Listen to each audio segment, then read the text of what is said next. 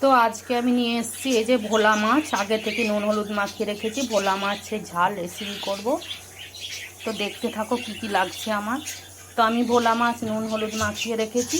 এখানে লাগছে 1 চামচ আদা রসুন বাটা, লাল লঙ্কা গুঁড়ো, পরিমাণ মতো নুন, একটা বড় পেঁয়াজ পেস্ট করে রেখেছি। এখানে আছে সর্ষে, পোস্ত, শুকনো লঙ্কা পেস্ট করে রেখেছি। এখানে কুচনো টমেটো, কুচনো পেঁয়াজ, এখানে কুচনো লঙ্কা, কাঁচা লঙ্কা আর এই ধনে পাতা।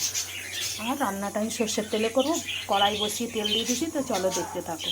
তো দেখো এইভাবে সব মাছগুলো ভেজে নেব। দেখো এইভাবে মাছগুলো লাল করে ভেজে নিয়েছি।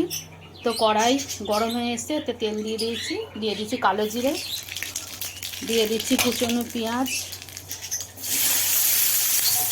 একে একে সব মশলা দিয়ে আমি কষিয়ে নেব। তো এই যে মশলা থেকে দেখো তেল ছেড়ে এসছে, দিয়ে দিচ্ছি আমি হলুদ গুঁড়ো, আবারও নেড়ে নেব। তো দেখো হলুদ আর এই মশলা থেকে ভালোভাবে কষিয়ে নিয়েছি আর তেল ছেড়ে এসছে। তো আমি এবার দিয়ে দিচ্ছি পরিমাণ মতো জল। তোমরা এইভাবে বানিয়ে খেয়ে দেখবে, খুব ভালো লাগে। এটা বেশি ঝোল ভালো লাগবে না, গা মাখা। তো ঝোল ফুটে এলে দিয়ে দেবো মাছগুলো। তো ঝোল ফুটে এসছে, এবার দিয়ে দিচ্ছি ভেজে রাখা মাছগুলো।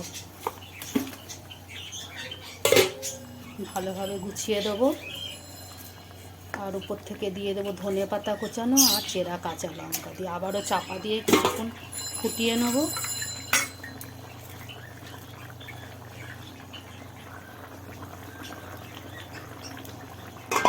চাপা দিয়ে কিছুক্ষণ ফুটিয়ে নেব। তো এই যে মাছের ঝাল আমার সম্পূর্ণ রেডি। আমি এবার কাঁচা তেল দিয়ে নামিয়ে নেব। অল্প কাঁচা তেল ছড়িয়ে দিলাম। তো চলো এবার নামিয়ে নিই। তো দেখো ভোলা মাছের ঝাল আমার সম্পূর্ণ রেডি। ভিডিওটা ভালো লাগে লাইক শেয়ার কমেন্ট করো। চলো টাটা।